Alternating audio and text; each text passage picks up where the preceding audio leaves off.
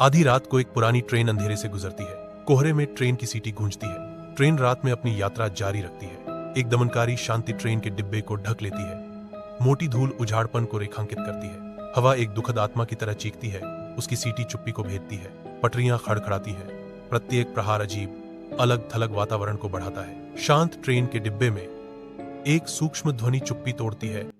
तूफान के खिलाफ एक धातु का जानवर। बारिश खिड़कियों पर पड़ती है, दुनिया को प्रकाश और छाया की धारियों में धुंधला कर देती है। बिजली जंगलों को तीखे क्षणभंगुर झलक में उजागर करती है, जो ऊंचे पेड़ों की दुनिया है। राहुल धुंधली रोशनी वाले ट्रेन के डिब्बे में अकेला खिड़की से बाहर ध्यान से देखता है। बारिश की आवाज एक निरंतर साथी है। खाली बेंच अंधेरे में फैले हुए हैं, जिससे उसकी यात्रा का एकांत बढ़ जाता है। कांच पर बारिश की लयबद्ध ध्वनि शांत चिंतन का माहौल बनाती है। राहुल को तनाव हो रहा है।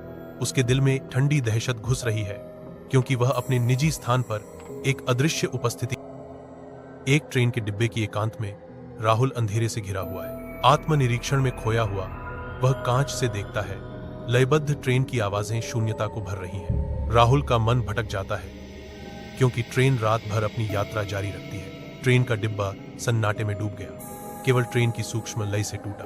अगले डिब्बे से पायल की अचानक अजीब सी झंकार राहुल को चौंका देती है। उसकी भौहें सिकुड़ जाती हैं। उसके होंठों से एक सवाल निकलता है। वह क्या था?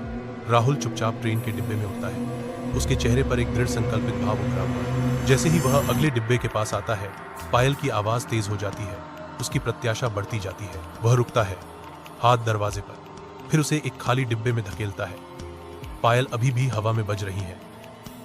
ट्रेन आगे बढ़ती है, स्याही रात को चीरती हुई। बारिश खिड़कियों पर धारियां बनाती है, बाहर की दुनिया को धुंधला कर देती है। राहुल ट्रेन के डिब्बे में कदम रखता है। हवा धुंधली रोशनी और रहस्य से भरी हुई है। धुंधली रोशनी लंबी छाया डालती है, जिससे डिब्बे का विवरण स्पष्ट हो जाता है। धुंधले प्रकाश वाली ट्रेन के डिब्बे में राहुल की आवाज कांपती है जब वह बोलता है, आप कहां उतरेंगे?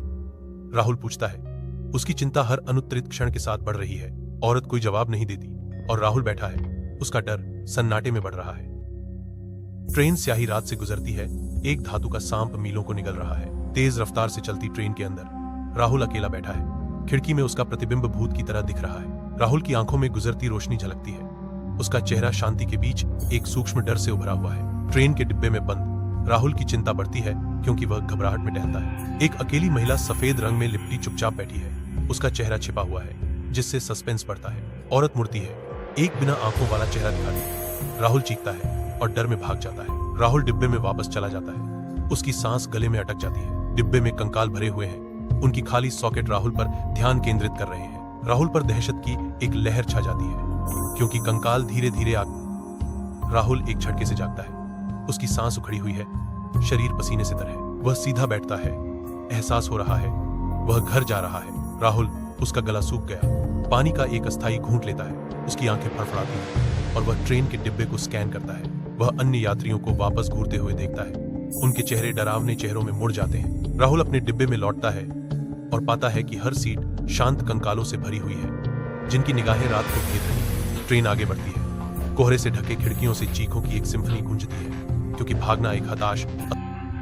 ट्रेन हिंसक रूप से गति पकड़ती है, जिससे राहुल का संतुलन बिगड़ जाता है। बाहर दुनिया धुंध और चीखते धातु के एक अराजक मिश्रण में धुंधली हो जाती है। बेचैन होकर राहुल बंद दरवाजे की ओर झपटा, फिर खिड़की से बाहर कूदने की कोशिश करता है। मंद रोशनी वाले ट्रेन के डिब्बे में राहुल खिड़की से भागने के लिए बेतहाशा संघर्ष कर रहा है।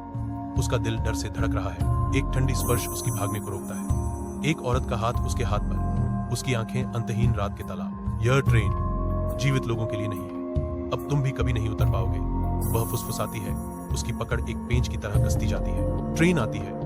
उसके डिब्बे खाली और शांत हैं, जो एक अजीबोगरीब अनुपस्थिति का खुलासा करते हैं। एक अकेला बैग सीट पर रखा है, अछूता, जैसा कि स्टेशन मास्टर सावधानी से इसकी सामग्री की जांच करता है। एक पुरानी तस्वीर एक मुस्कुराते हुए युवक को दिखाती है, जिसकी आंखें गहरे बैठे दुख को उजागर करती हैं, जो अतीत से एक भूतिया गूंज है। राहुल, 1947।